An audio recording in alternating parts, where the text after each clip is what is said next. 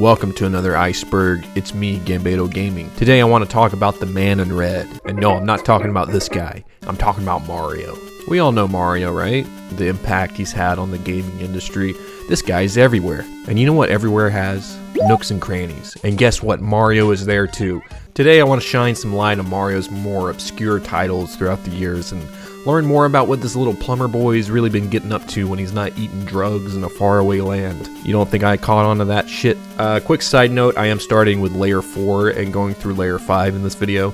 I do plan to finish the last 3 layers in the next video. I am skipping the first 3 layers just because they contain pretty well-known Mario games like what's Mario Kart 8? While layer 4 does still have a bit of, well-known Mario games, I feel like it's a better launching point for someone who might not know that much about Mario but is still curious. Without further ado, let's go ahead and get started.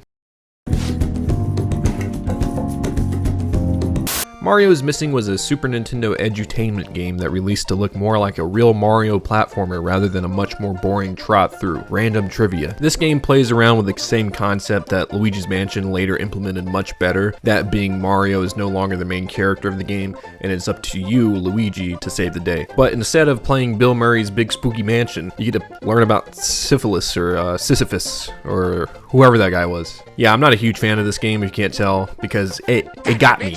It got me as a kid. The game's marketing and name made it seem like a brand new Mario platformer akin to something like Super Mario World, which at the time was one of my favorite games. So when I plugged this baby in and saw this, let's just say my disappointment was very palpable. I felt like review bra, dude. Let's just put it like that.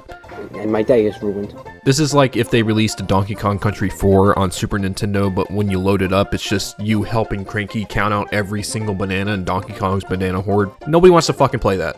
There's actually another Mario Education spin-off known as Mario's Time Machine, and it's actually later in this list, so we'll talk about that in a moment. This game couldn't even get one of the major parts of Mario right, and that's the platforming. Stomping on a Koopa, for example, has never felt more jank than in this game. The game in its entirety feels boring, and the information you learn feels very pointless at the end of the day. Overall, I say it's a bit better than Mario's Time Machine in terms of actual gameplay. Again, I'll talk about that in a minute. But even the gameplay in Mario is Missing feels stiff and dated. Big pass for your boy. Super Princess Peach was a strange take on the Super Mario 2D formula. It is akin more to a Yoshi's Island game, I guess I could best describe it, but it definitely stands on its own. The story follows Princess Peach as she tries to manage her emotions. The game that features a woman as the protagonist also just so happens to feature emotions as one of the main gameplay mechanics. Okay, Nintendo, what you trying to say about our girl Peach, huh? She's a woman? To me, the game still seems pretty criminally underrated and features some of the most unique gameplay in a Mario series. The game didn't do well enough to warrant a sequel, so it just kind of exists in this weird void and is even becoming considered a cult classic by certain Nintendo fans. However, we may be getting a spiritual successor to the game in the way of Princess Peach Showtime, which hey, that game may end up being pretty decent. 12 frames per second or not.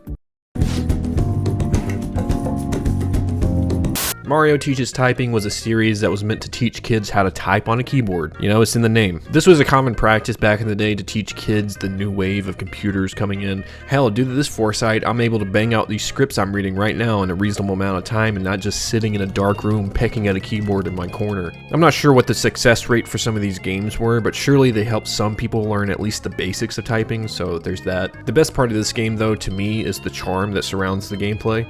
If I'm being honest with myself, typing games aren't the worst, especially games like Typing of the Dead. But games like this serve more as just educational material first, fun second. The fun the game has to offer is a bit more far and few between, but the mini games they have here work well enough for the game in my opinion. The best part of the game, and perhaps the most notable part of the game, is the disembodied floating Mario head that just won't shut the fuck up as you play the game. Have you seen the princess? I swear there isn't a game that Mario talks more in, and god, he's the most annoying he could be in this game. The weird animation along with strange cutscenes that are technically canon in the Mario universe make this a pretty cool game to look through, honestly. And hey, if you're still pecking at the keyboard in 2023, maybe try out Mario's weekend classes. I saw he's still offering them. I just saw a sign next to a garage sale sign and also a sign that says they pay cash for houses. I think he teaches it inside his mobile home, his trailer. Mario Hoops 3-on-3 was Nintendo's attempt to bring the Mario sports universe over into the sport of basketball. The game released on Nintendo DS and featured teams of 3 players each going head-to-head. At the time of this game coming out, Mario had only participated in a few other sports, so this seemed pretty promising, and it seemed like Nintendo was willing to experiment more with Mario. This has always made me want an American football Mario game. I really like the chaos of Mario Strikers, and the rule set of an American football might work well in that setting. Or maybe it won't, I don't know. Anyway, Mario Hoops 3-on-3 features a large cast of characters to choose from, and has a lot of references to other games from the franchise. One of my favorite things from this game is the variety of courts you get to play on, some even featuring unique nets to dunk into, like this one where you literally get to dunk on PD Piranha, something I've been wanting to do for years past Super Mario Sunshine. The game definitely needs a sequel or even a remake on Switch, but that would be kind of hard to do, as the game featured a lot of stylish gameplay since it was on the DS. Regardless, if you're a Mario sports fan and this one slipped your radar like me, I think it's worth going back to, even if you're only playing on emulator or something.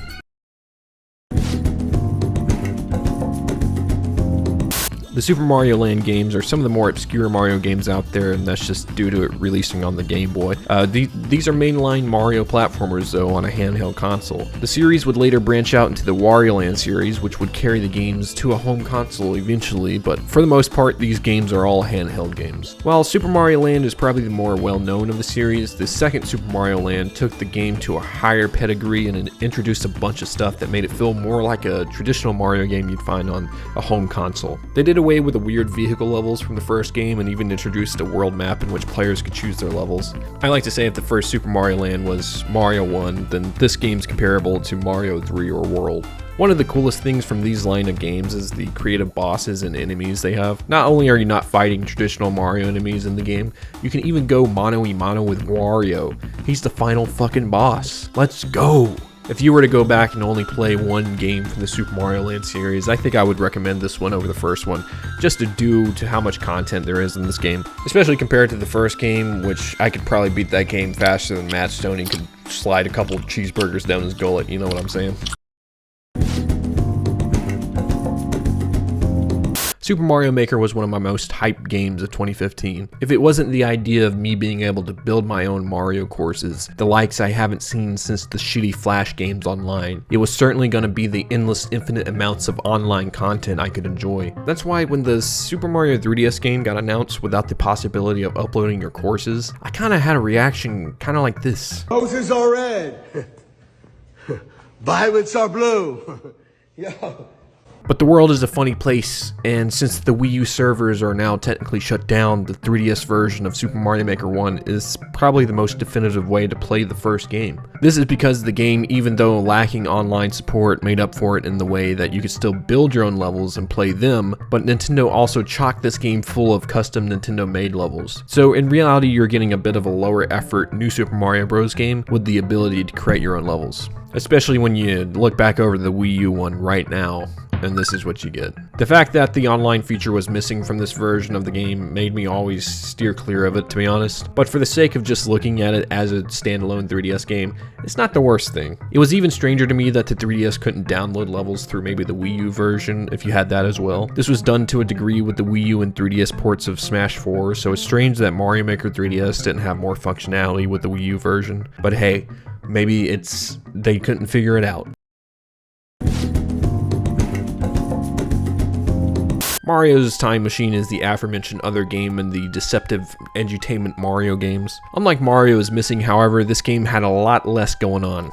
And that's saying a lot. At least, if you look at it in terms of actual gameplay, this game has Mario travel back in time and bring objects with him to connect them to the person and time period that they're relevant to. For example, you can get an apple and you need to find Isaac Newton in the right time period. However, the game is severely lacking in the fun department. It's like they forgot that part when making the game. Not saying Mario's Missing had a lot going on, but the buffer between the boring shit was at least a bit larger than here in this game, Mario's Time Machine. There will be long stints of like 20 minutes, I swear, where you're just reading and answering questions. The only semi-fun, if you could even call it that, is the infamous surfing minigame. This is the way Mario actually time warps in the game, and it forces you to gather 10 mushrooms before careening into a whirlpool, and boom, you're on Thomas Jefferson's front doorstep. Don't ask me, it's fucking magic. The little this game does to inform you of where you need to go is pretty criminal. You're just kind of supposed to be aware of famous time periods, and considering this is an educational game, you think it'd be a bit more generous in letting the player know where the hell they need to go.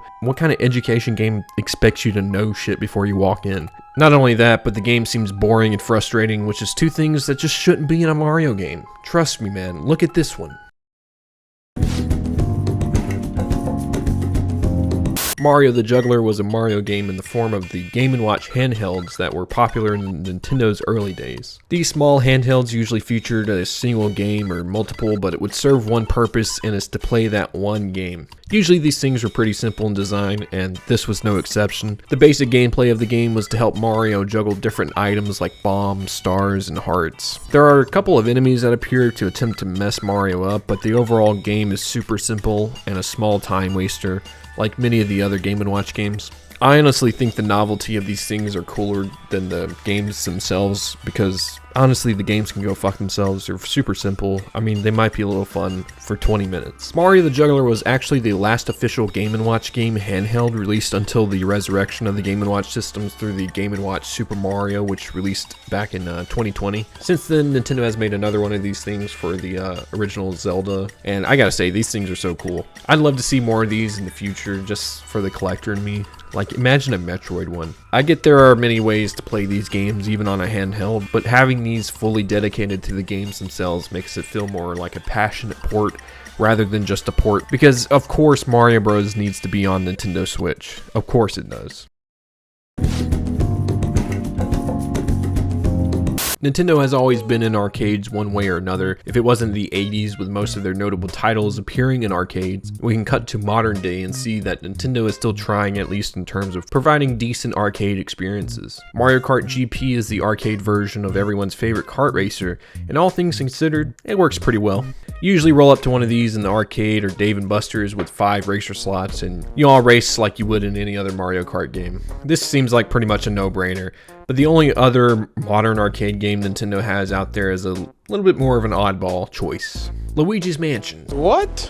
Specifically, Luigi's Mansion Dark Moon got turned into an on-rail shooter type of game that appeared and still appears in certain arcade games around the world. The game tasks 2 players with sucking up and flashing as many ghosts as humanly possible before you run out of lives. The game is designed to be a bit more difficult to keep players to, keep pouring their money into it. Therefore, the game isn't very long and overall can be pretty frustrating at times. The game features assets and enemies from Luigi's Mansion Dark Moon, and overall it feels like a weird port of that game. I'm not a huge fan of Dark Moon, but I played the arcade game before, and I gotta say, it's like playing Dark Moon, but if you're playing the game stuck in a small box with the loudest ear blasting sound effects going off in your ear like a siren on a submarine that's going down. It's chaotic, like too fucking chaotic for my taste. I mean, I can't really blame the game for this alone, as the surrounding arcade is still going on in the background, so that adds to the disorienting effects of the game. But still, the overall game is still pretty fun for like the first 10 minutes. Then it gets old as you slowly start to feel your ears bleed and a migraine come on.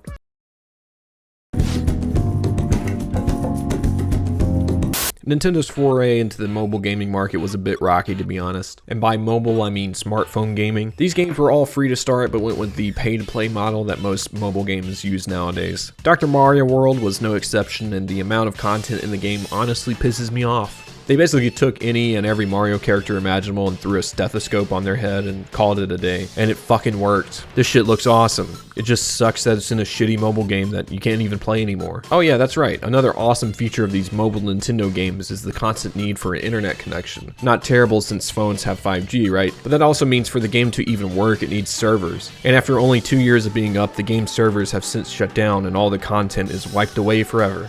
I mean, just imagine if we got a stacked list of characters like this in the next mainline Mario game, much less the next Dr. Mario game.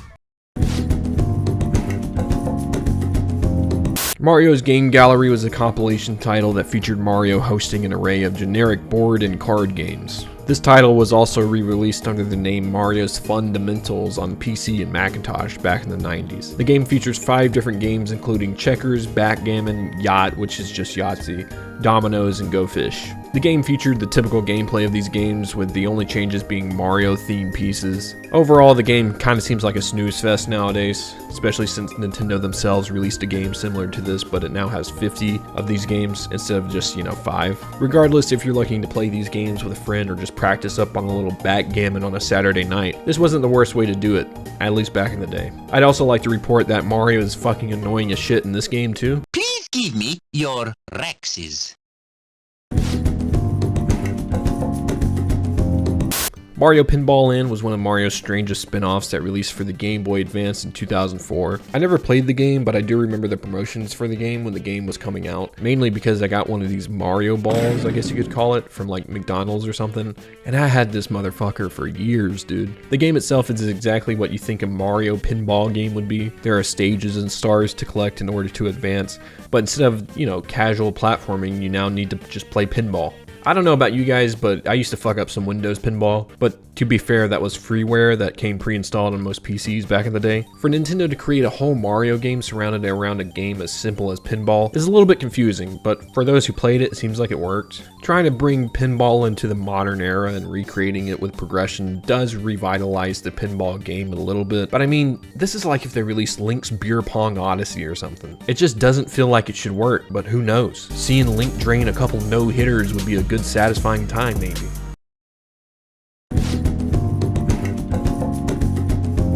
If you don't know, the Virtual Boy was one of Nintendo's biggest commercial failures, among a few others.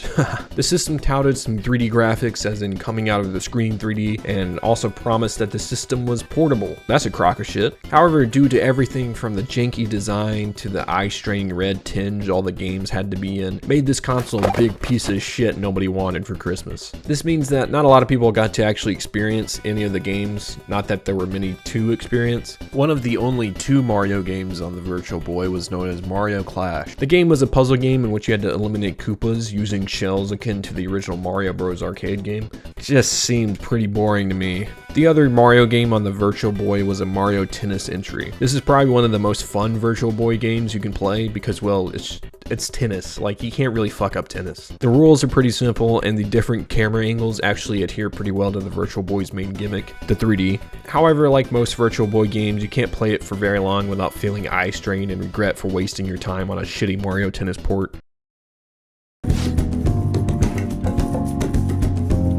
Mario Party Advance is the 7th game in the Mario Party series and the first game to be solely single-player focused. The idea of a single-player focused Mario Party seems like a dud, but in reality, since Mario Party Advance was already a spin-off, turning it into a single-player experience saved the game from being a worse port of the original Mario Party games on console. In reality, Mario Party Advance is a unique experience unlike any other Mario Party game in the series. It's chock full of cool characters and even introduces a few new characters in the way of these unique toads. The game feels like it was made for the Game Boy Advance and a handheld experience, especially when you take into consideration the smaller, simpler minigames and map concepts that honestly make for a very unique Mario Party experience.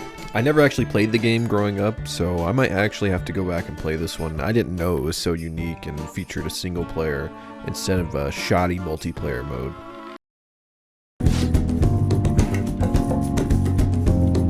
Mario and Wario sounds like the 5th iteration of Mario Land or something, but in reality it was an attempt to make a new puzzle game series under the name Mario and Wario. The game only ever saw a release in Japan, even though other regions were expected to get the game as well. The game featured gameplay I can best describe as being similar to Mario vs. Donkey Kong, in which you don't control Mario but rather control a fairy known as Wanda, because get it? She has a little wand. Pretty sure Fairly Odd Parents did the same thing, and I didn't realize that till just now. So, Anyway, it's up to the player to modify the level to safely guide one of 3 characters through the level to get to the end goal, which is Luigi?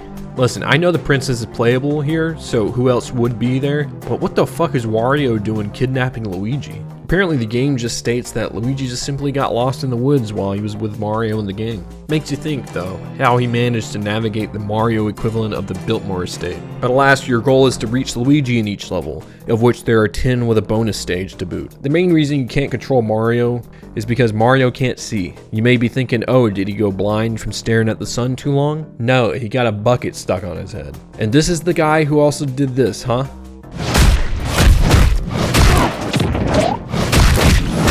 You really trying to sell me on that? Yeah, let me know when the real Mario's back, guys. Fortune Street would be comparable to Mario Party. You know, if Mario Party took place on Wall Street and you had to know how to corner a market. Yeah, this party game is pretty unassuming and its existence is kind of just strange to me. For one, you have Mario characters in it, tying it heavily to a Mario Party feel, but it also crosses over Dragon Quest characters. Listen, there's definitely been weirder crossovers in video games before, but this just seems out of left field for me. Regardless of the clash of IPs here, we have a game that has kind of an identity crisis. For one, it seems like a more matured, refined adult version of Mario Party. But in the end, the game just comes off as a confusing and hard to get into mess.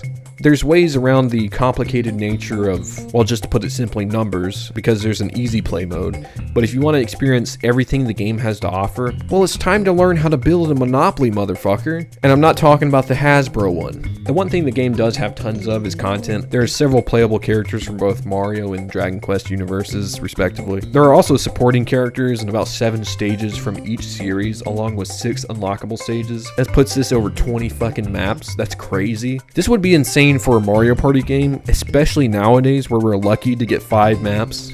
Although when you start talking about stocks, that's where you begin to lose me in this game. Especially when I look over 2 inches and see Donkey Kong's dumbass face giving me the 100-yard stare. How am I supposed to take this seriously? But the game has carved out quite a fan base for those willing to learn its obtuse rules, and hey, all the more for you guys. I'm sitting this one out.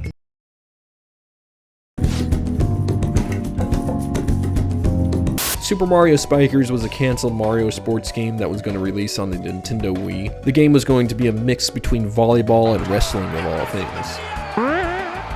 Mario and crew were about to get violent out on the courts, but alas, the game ended up being canned. This was due to things like Nintendo wanting to stay brand friendly and not showing Mario getting suplexed through a table with barbed wire. Super Mario Spikers was being developed by Next Level Studios, the same people who made the much loved Super Mario Strikers series. The game never actually made it past the pitching phase, and all we have of its existence is some concept art and also animation footage of some of the wrestling moves they pull off. This game would have been pretty cool if Nintendo got off their high horse, and they were going to do it anyway because they got hentai on the eShop now, so.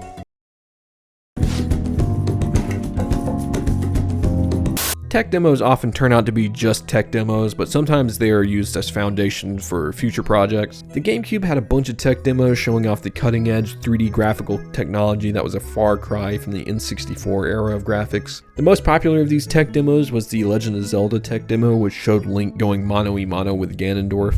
Back then, this looked like to be a trailer for a new Zelda game, or at least a peek at what the game might have looked like, and this tech demo played a huge part in the negative criticism Wind Waker got when it first released. I mean, I can't really blame people. The shift in art style was jarring and pretty dramatic, but if you still hated Wind Waker after playing it, I mean, what's wrong with you, man? Get some help. Regardless, Mario had the same tech demo treatment, just it wasn't shown to everyone at E3 and was rather revealed in a developer toolkit that was sent from Nintendo to various developers showcasing the new graphics of the GameCube. In the demo, it shows a small red arrow exploring what seems to be Peach's castle from Mario 64. However, when you start exploring the castle, you realize the similarities to Peach's castle start to vanish as the tech demo goes into extensive detail of different visuals the GameCube could produce. Obviously, nothing ever came of this demo in terms of like a Super Mario 64 presence on the GameCube, but I did end up noticing some early design concepts that would make their way into later GameCube games. For example, the opening that welcomes players to GameCube World looks like a sign or image in one of the later Mario Party games. This definitely feels like one of the more extensive tech demos for a console, considering you can actually play this one, but in the end, nothing much came of it, especially not a Super Mario 64 HD remake, which we've been waiting for decades at this point, guys. Come on. Mario really got out there, man. I'm just realizing this as we go down this list. I've always known about the Dance Dance Revolution Mario mix, but I've never thought about it, like actually contemplated it. The game exists as some weird crossover of 2 franchises that probably should have never crossed over, but if it was one thing Nintendo loved in the GameCube era, it was pack-in accessories. I can't really speak to if this game was good or not. I can only assume based on the gameplay I've seen from the game that it was a fulfilling, fun game for those who like Dance Dance Revolution and also happen to like Mario. I'm not sure if DDR is like Guitar Hero or something where until you've done it, it just looks fucking dumb. But I reserve judgment because I know I look like a dumbass shredding up Clone Hero. Regardless, the Mario mix of DDR seems to have all the Mario charm you would want from a genre crossover like this. The game appears to reuse the generic Mario Party model assets from the GameCube era of games, but honestly it works for this game, and obviously they had to add a bunch of sick dance moves to these models, but I swear there are some cutscenes in here that if you didn't tell me it was from this game, I'd guess they were from like Mario Party 5 or something. The game came packed in with this big Dance Dance Revolution ass mat you had to plug into your GameCube, and I remember how unreliable the microphone was for Mario Party on GameCube, so I can only assume this thing was better off played at arcades. If you have ever played DDR Mario Mix, let me know in your opinions down below, and let me know if it was an actual like non-emulated version. Man, that's gotta be somebody's core memory, man.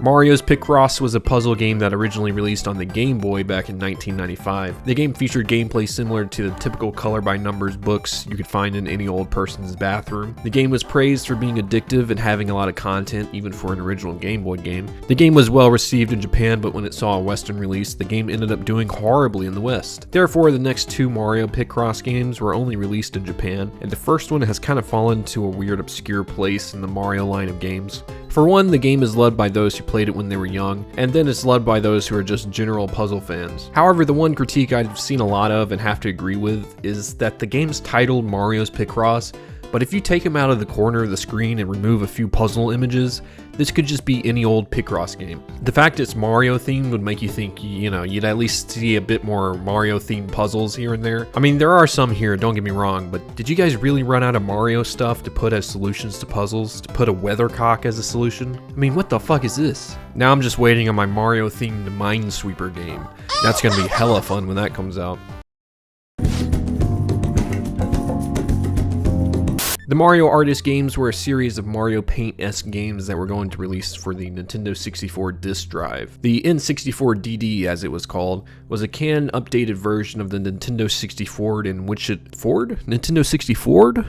could read discs instead of the traditional cartridges. The console originally released in Japan, where it was subsequently canceled due to low sales and user interest. However, there were a handful of N64 disk drive games that were made and released, all being only released in Japan. Some of these games included the Mario Artist games, of which 8 were going to exist, and they would take players through a more comprehensive experience of very specific tasks. However, 4 were only released, 3 of which were actually used to create things within the game. The 4th was known as Mario Artist Communication Kit and was used to share your creations online over something called RANnet. Mario Artist Paint Studio was probably the most popular of these, as the game in its original form started as a Mario Paint sequel. Mario Paint released on the Super Nintendo and utilized a mouse to help players paint on the old Super Nintendo. The game was way ahead of its time, and it seemed Nintendo wanted to continue that with Paint Studio. Paint Studio introduced quite a few cool mechanics, but for me it feels like the soul of what made Mario Paint good is actually absent here. Not fully by any means, but take for example this Fly minigame remake they scrapped from an early build of Paint Studio.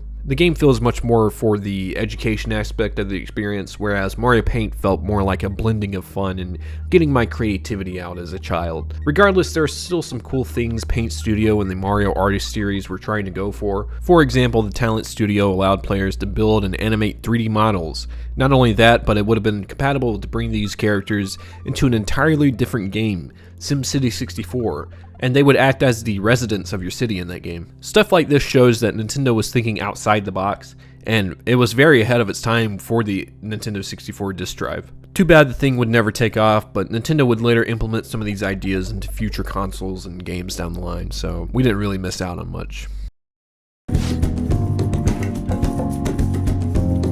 Dr. Mario Express was a DSiWare game that released in 2009. DSiWare games are similar to WiiWare games in which they are specifically built from the ground up to be bought and played on their respective eShops. DSiWare games are typically more smaller, bite-sized versions of their bigger series, and that's exactly what Dr. Mario Express is. The game was made to itch the Dr. Mario scratch some people were having, but on a modern, at least at the time, platform. The game has 2 modes, Classic and Versus CPU. Go home if you're expecting anything else here. here. This doesn't seem like a lot, but considering the game was like $10, it seems pretty reasonable. The game knew what it was and wasn't giving out any more than it wanted to. The game in Europe is actually aptly titled A Little Bit of Dr. Mario, which is exactly what it is.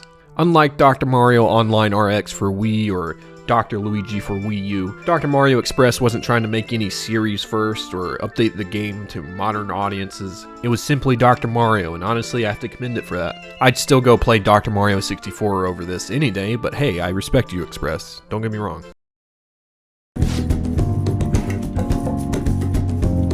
Puzzle and Dragons was a series of puzzle games that appeared as free-to-play iOS games back in the day. The game is similar to any of the Match 3 puzzle games on the market, except the Puzzle and Dragon games seemed a bit more refined. The series was known to do a lot of collaborations within the app itself, but it also gained so much popularity that it got the attention of Nintendo, who eventually collaborated with the series to bring us the Super Mario Bros. Edition. Unlike the free-to-play app, the game released as a $40 premium 3DS game, so the game had to be a bit more bulked up than the free app. And as much as it could be, it actually was. Now the base gameplay was vastly the same except for the fact you're using a stylus instead of your finger, but the added things to make it seem like a Mario game is what made this version stand out against the other. First of all, the game takes place as a standard Mario adventure, seeing the player traverse through different levels and worlds, which is pretty cool. Not only that, but the experience has been turned into a pseudo RPG of all things. The puzzles you solve will end up affecting the world around you, helping you defeat enemies, and eventually progressing you through each level in the game. This is one I definitely slept on because, well, I'm not super into puzzle games, especially the Match 3 games like this one, but I wasn't aware of how much Mario stank was actually on this game. I'll have to check this one out for myself, and anyone remembers picking this one up, what'd you think about it? I think it released back in 2015, so it's a bit of a fresher one, but still pretty obscure.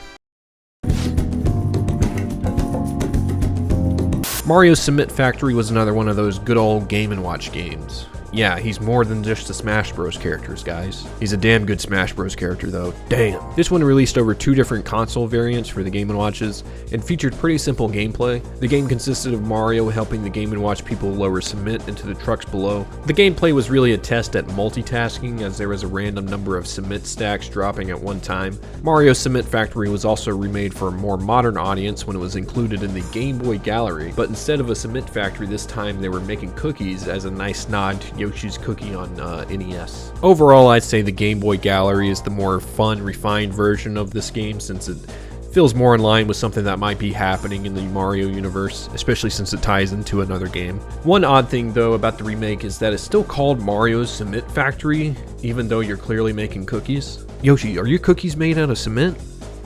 What the fuck, dude? Super Mario 64 DD is a fairly unassuming port of Super Mario 64 because, to be honest, it seems more like a tech demo for the 64 disk drive rather than some kind of updated version of Super Mario 64. This is because of how little was actually updated from the original game. Mostly anything that's changed was all back-end stuff, things that you wouldn't even notice during gameplay. The main thing you would notice, however, if you choose to play this game over the original cartridge release, is that the load times take considerably longer on the disk drive. This was the norm for switching from a cartridge to disc format.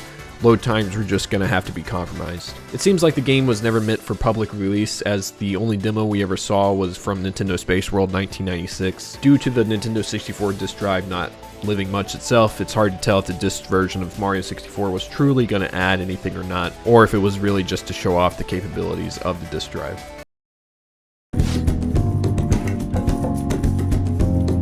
There are several projects this entry could be referring to, so we'll cover both games in this entry. Not only was the disk drive port of Super Mario 64 planned for the Nintendo 64 disk drive, but there was a full sequel that was actually going to launch with the console upgrade itself. However, due to the poor sales of the disk drive, the project was canned pretty early on. There's a beta level out there somewhere, but it was never released to the public. It was speculated that the demo included one of the sequel's biggest improvements over the original, which was multiplayer. Not only that, but you could also apparently ride Yoshi in the sequel. These were all confirmed to be true in an interview with Shigeru Miyamoto, who states they wanted to take full advantage of the memory the disk drive allotted them, and add in a bunch of stuff that was missing from the original. Therefore, they were planning for the sequel to be a full upgrade from the original in pretty much every way. The other game this entry could be referring to is known as Super Mario 128. This was a tech demo for the GameCube that showed the memory limits of the GameCube by having a bunch of Mario characters on the screen. This would later serve as the foundation for the Pikmin series, but many speculated at the time this was early footage of the next Mario game, which people thought may have been titled Super Mario 128. Super Mario Wacky Worlds was the earliest attempt at making a sequel to Super Mario World. This game was being led by a team known as Novalogic, and it was being developed for the illustrious Philips CDI. We all know about Uncle Phil, right? Nah, not that one, but Uncle Philip. This guy right here was king at making bad games and otherwise golden standard game franchises. Super Mario Wacky Worlds didn't get far enough in development for me to call it a bad game, but I gotta say, I'm not convinced it was gonna be the best sequel. I mean, just look at the sprite for Mario. Jesus. Did he get hit in the face by a 2x4? What happened here? The game didn't get much in development before it was canned, the main reason being the poor performance of the Philips CDI in the market at the time. Maybe don't price something at $600 in the 90s when the best thing it can do was this. Lamp oil, rope, bombs. There were a few of the final beta copies for Super Mario Wacky World circulating out there, and one just so happened to get its ROM dumped online. So we can truly see how unfinished this game was. I'm not sure if it was just because of the Philips CDI or if it's just an unfinished game, but this looks like the clunkiest Mario game to date. The game would have had a focus on different themed worlds. We could see this through the various stages and even the Koopa's different costumes. I gotta be honest, these Koopa sprites are really cool and probably my favorite part of this project. These kind of reveal to me that maybe this game could have worked if the game wasn't being developed on shitty hardware and if they had enough time for the game to come to full fruition. I think we may have had a pretty competent Mario World sequel if the developers got to finish the game they wanted. The Mario early years games, unlike Mario is Missing or Mario's Epic Time Machine, are a series of games that are very obviously education games. Not only that, but it's an educational game for the youngest of youngest gamers. These guys are getting pretty young nowadays. These games strive to teach the most basic of skills as the games are simple point-and-click adventures. There's a total of 3 games in the series of early years games: Fun with Letters, Fun with Numbers, and Preschool Fun. I don't think Mario should be having any fun near preschool if you ask me. The games were originally released for MS-DOS before having a release on the Super Nintendo. The games are really nothing special to anyone above the age of 5, but hey, they exist in the Mario canon, so it's worth mentioning, I guess. That's where we're going to end today's Iceberg video. Again, I will finish the Iceberg in the next video. This one's kind of a bigger iceberg, so I had to split it up into 2. Next video, we will get into very obscure Mario games that some of these I haven't even heard of before. But yeah, this was the obscure Mario games Iceberg. If you did enjoy it, make sure to leave a like down below. Subscribe if you're new here. And yeah, make sure to stay tuned for the second part. Thanks again for watching, and I'll see you guys next time. Goodbye.